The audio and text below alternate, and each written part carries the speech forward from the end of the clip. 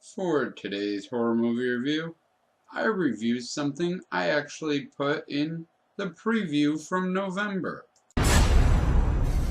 There's nothing in the fuel tanks. There wasn't ever anything in them. You didn't take the truck. The truck took you.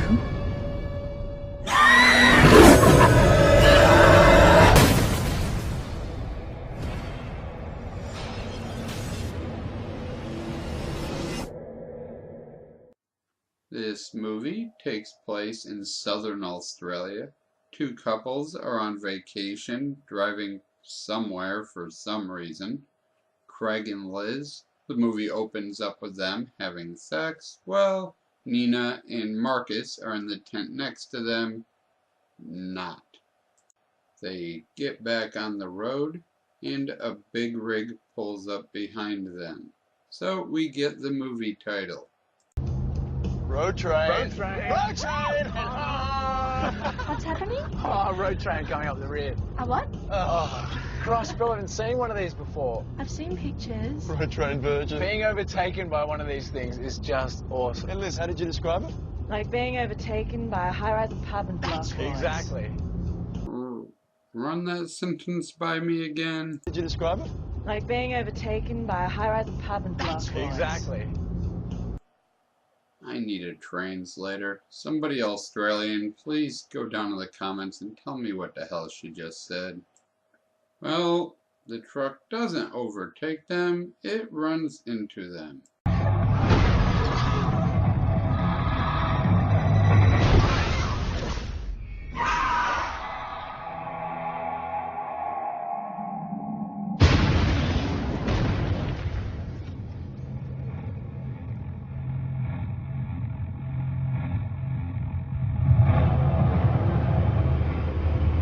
Craig is badly injured, but the truck stopped.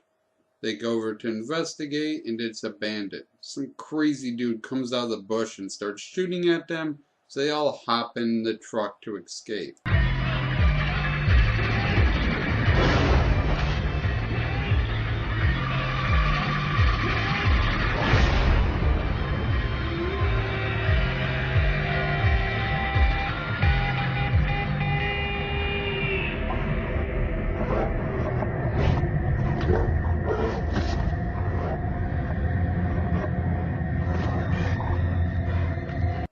Craig is injured, and he has visions.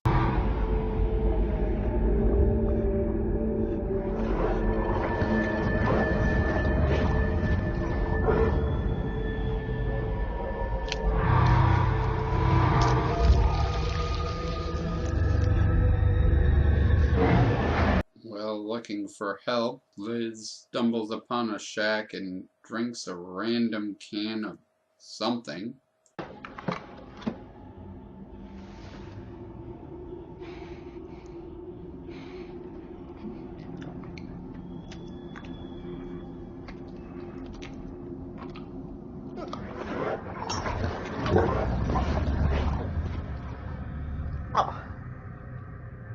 Eventually, Marcus is dead, the original truck owner is dead, Marcus and Liz have gone completely nuts. Nina's the only normal one left, but Craig gains control of the truck.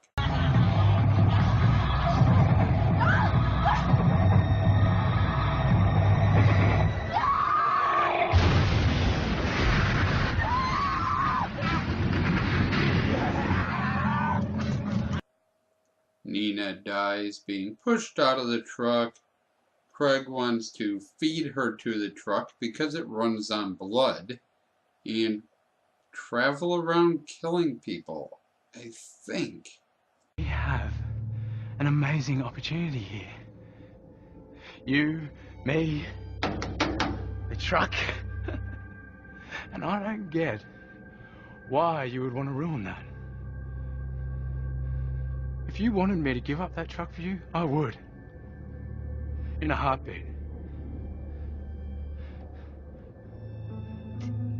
But why should we?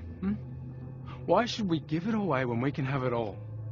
Overall, yeah, I didn't enjoy this movie. I barely understood this movie.